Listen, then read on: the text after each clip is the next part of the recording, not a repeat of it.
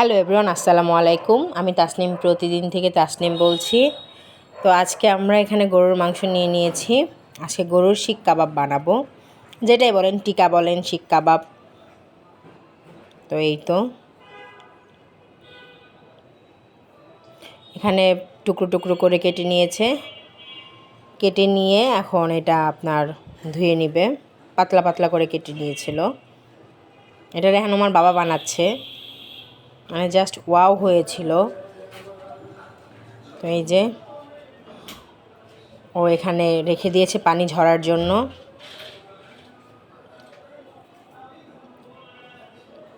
এটা এত মজা হয়েছিল। এখানে রাঁধুনি মশলা, কাবাব মশলা ছিল এটা। এখানে আদা রসুন দিয়ে নিয়েছে, এই কাবাব মশলাটা দিয়ে নিল, হলুদ,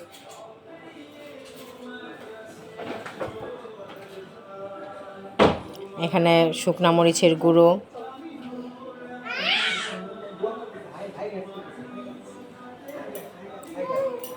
এখানে সব মশলা দিয়ে নিল আর কি। এখানে ধনিয়া গুঁড়ো দিয়ে নিল, এখানে জিরা গুঁড়ো। আমার মেয়েটা রাগ করছে আমার ওপর, আমি ওকে রেখে চলে এসেছি, তাই না মা?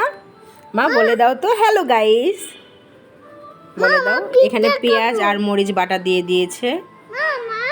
জি মা, হ্যাঁ পিৎজা দিব। এখানে গোলমরিচ আপনার গুঁড়ো দিয়ে দিল, থেতো করে নিয়েছিল। এখানে আপনার সরিষার তেল দিয়ে নিল। আরেকটা দিয়েছে আপনার গরম মশলা গুঁড়ো, লবণ, সব কিছু এখানে মিক্স করে নিচ্ছে। যে এখন এটা মাখিয়ে নিবে। মাখিয়ে এটা আধা ঘন্টা বা 1 ঘন্টা রেস্টে রাখতে হবে, কারণ মশলা ভিতরে গেলে এটা টেস্ট অন্যরকম। তো এই যে আমাদের আপনার এটা ছিল না, তো পরে এখন আমার বাবা এটা নিয়ে আসছে। তো এখন আমরা এই তো কাঠিতে আমরা করছি। এটা এখন আমার বাবাই করছে সম্পূর্ণ, আমি শুধু ভিডিও করছি। মানে এটা এত মজা হয়েছিল, আপনারা না খেলে বুঝবেনই না। তো অবশ্যই অবশ্যই বাসায় একবার ট্রাই করে দেখবেন যে কতটা মজা লাগে। এই যে একটা হয়ে গিয়েছে, আবার আরেকটা করছে। তো আমার চ্যানেলটা যদি ভালো লাগে অবশ্যই লাইক, শেয়ার, কমেন্ট, সাবস্ক্রাইব করবেন এরকম ভিডিও পেতে। তো আমার ভিডিও কার কেমন লাগে এটা জানাবেন। এই যে হয়ে গেল। এখন এখানে উপর দিয়ে আবার একটু সরিষার তেল দিয়ে নিচ্ছে।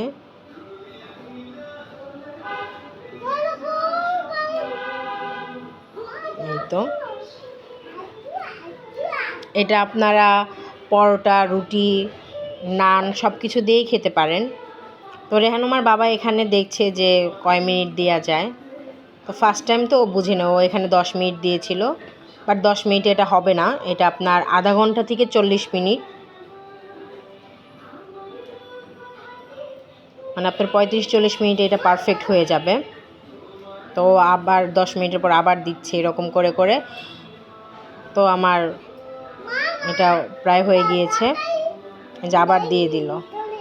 এরকম আপনারা 35 থেকে 40 মিনিট দিলেই হয়ে যাবে। এই যে এখন নামিয়ে নিবে। এই তো আমাদের হয়ে গিয়েছে। এটা আমরা এখন লেবু আর সস দিয়ে খেয়ে নিব। এই যে মশলাগুলো এখন আমার বাবা আবার এখানে দিয়ে দিচ্ছে। এই যে সস দিয়ে নিলাম। তো জাস্ট ওয়াও ছিল, আপনারা অবশ্যই অবশ্যই খাবেন। আমার কাছে তো 100-তে 100 লেগেছে। আমি এখানে আবার ট্রাই করছি, জাস্ট ওয়াও। তো ভালো থাকবেন, আল্লাহ হাফেজ।